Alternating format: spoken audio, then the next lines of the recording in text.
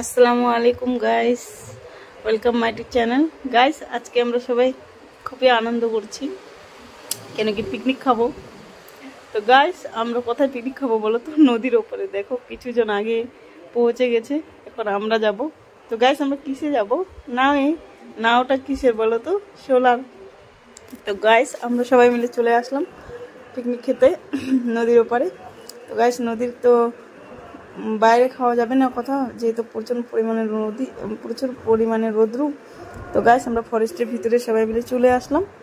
তো দেখতেই পাচ্ছ, আমরা প্লেস খুঁজে তো আমরা এটাই পেলাম। যা হোক, এর থেকে আর পরিষ্কার জায়গা নেই, এখন এটা আমাদেরকে পরিষ্কার করতে লাগবে। যেহেতু আমরাই হয়তো প্রথম এখানে পিকনিক খাচ্ছি, কেউ খায়নি। হয়তো জানুয়ারি মাসে খেয়েছিল সবাই, আমরা তো জানুয়ারিতে খাইনি, যেহেতু দাদার বিয়ে ছিল, শপিং করতে ব্যস্ত ছিলাম, তাই আমরা জানুয়ারিতে পিকনিক করতে পারিনি, বা আমি বাইরেও কোথাও যেতে পারিনি। তো গাইস, এখানে আমরা আমার দিদি উনানটা ঠিক করে দিল, আমি উনান জ্বালিয়ে দিলাম। তো লাকড়ি জ্বালিয়ে বসালাম ভাতের হাঁড়ি। তো সাইলকে বললাম, তুই এখানে থাক, তুই আস্তে আস্তে উনান জ্বালাইতে থাকবি, যেহেতু না নিবে। এদিকে দিদি আর স্নাম মাংস ধুচ্ছে, দেখতে পাচ্ছ। আর প্রদীপ তো বসার জন্য আমাদের জায়গা তৈরি করছে, এগুলো নোংরাগুলো পরিষ্কার করে গুড্ডি ঝাড়ু দিবে। তো যা হোক, আমরা এখানে বসে টিফিন খেতে পারবো। তো পরিষ্কার করছে, এখানে ওরা মাংস ধুচ্ছে, এদিকে আমরা সবাই মিলে আদা রসুন পেঁয়াজের ব্যবস্থা করছি। তো গাইস, আদা রসুন তো আমাদেরকে বাটতে হবে না, যেহেতু আমি আদা রসুনের পেস্ট আমি বাড়ি থেকে করে এসেছিলাম। এখানে মিক্সচার আর কোথায় পাবো? আর যেহেতু চিকেন ছিল, তো ওখানে আদা রসুনটা গোটাও দেওয়া যাবে না, পেস্ট লাগবে। তো গাইস, আমাদের প্রচুর পরিমাণে গরম লেগেছিল, আর আমরা কি করব? তো তাই আমি কালকে রাতেই ডিপ ফ্রিজে 2 লিটারের বোতল ঢুকিয়ে রেখেছিলাম, যাতে বরফ হয়। তো আমি বরফ বানিয়ে বোতলগুলো নিয়ে আসছি, যেহেতু প্রচুর পরিমাণে গরম, ঠান্ডা ঠান্ডা সবাই শরবত খাবো একটু।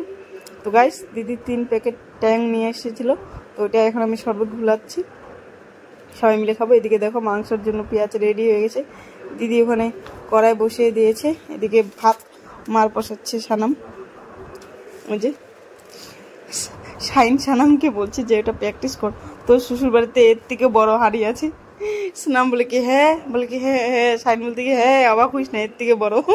তো ওটা নিয়ে ওরা 2 বোনে হাসাহাসি করছে। যা হোক, এদিকে দিদি মাংসের জন্য তেল দিয়ে দিবে কড়াইয়ের মধ্যে।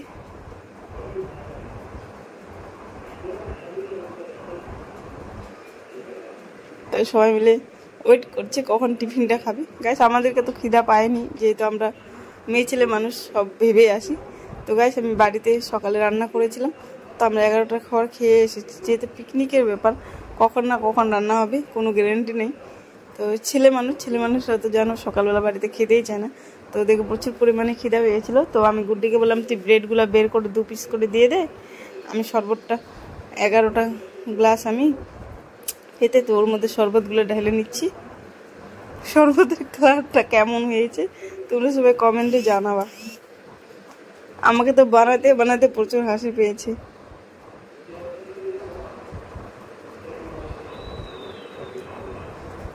দেখো, এক এক করে আমি পরিমাণ করে ঢেলে নিচ্ছি।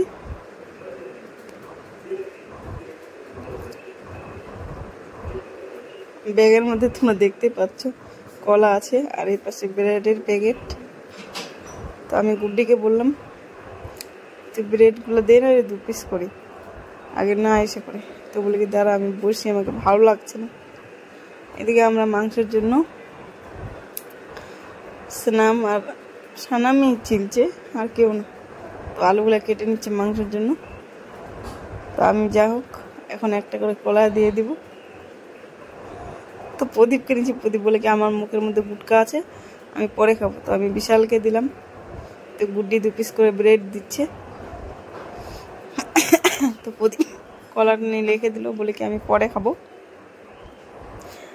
গাইস, আর এদিকে প্রচুর পরিমাণে গরম বলে, তো আমি কালকে থেকে ফ্রিজের জল খেয়ে এদিকে আমার গলাটা বসে গেছে, যেহেতু আমাকে ফ্রিজের জল শ্যুট করে না একটুকু। সানাম বলে কি আগে এদেরকে দিয়ে, আমি পরে খাবো। আমি মাংসের আলুগুলো দিয়ে দিই, ওদিকে তরকারিটা হয়ে যাচ্ছে। তো যাও, আমি এক এক করে সবাইকে একটা করে কলা দিয়ে দিলাম। গুড্ডি 2 পিস করে ব্রেড দিচ্ছে। আর ওদিকে দেখো, আমি ভাতের হাঁড়ি নামিয়ে রেখেছি, দিদি মাংসের জন্য পেঁয়াজ ভাজছে।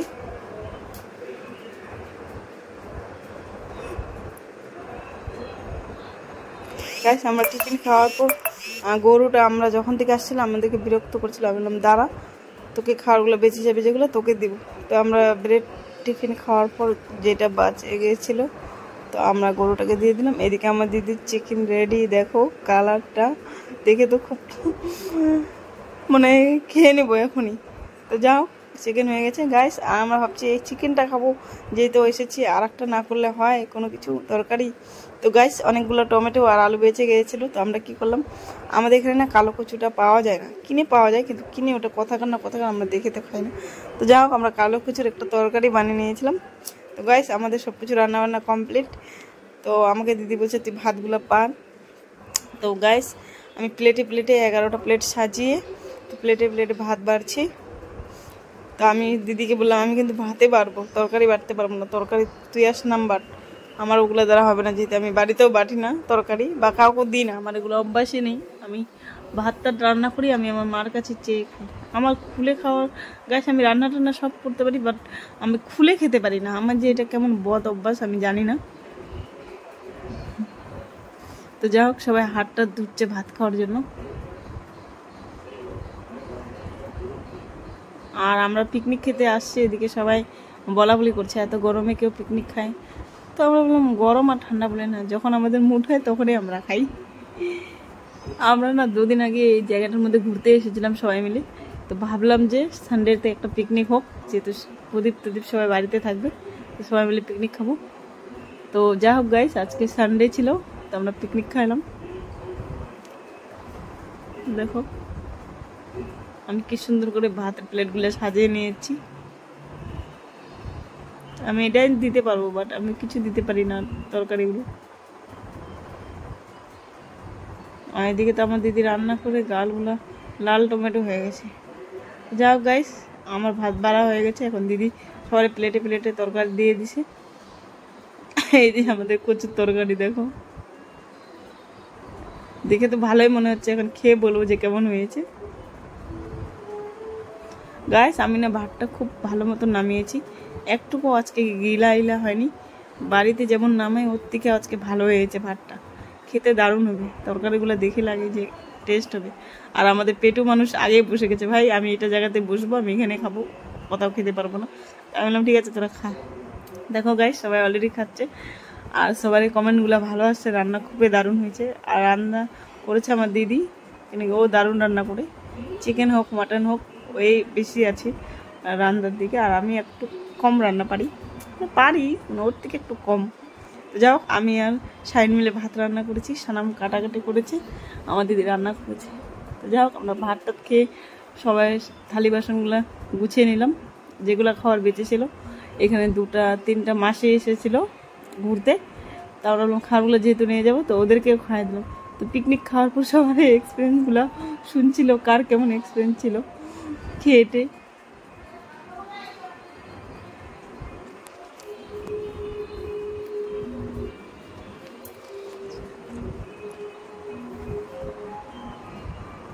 প্রদীপ বলেছে হাই আমি রাজকুমার রায়, পিকনিকটা খুব ভালো খেলাম, আশা করি এরপরে যে এটা খাবো তো খুব ভালো খাবো ওর থেকে। আমি বললাম ঠিক আছে তোর বক্তব্যটা হলো। তো যা হোক একটা মাসি বলে কি দাঁড়া আমি একটু বক্তব্য দিই। আমি বললাম তুমি কি বলবা? বলে গাইস আমরা ঘুরতে এসেছিলাম, তো খাবারগুলো বেঁচে ছিল, তো আমাদেরকে খাওয়াই দিয়েছে।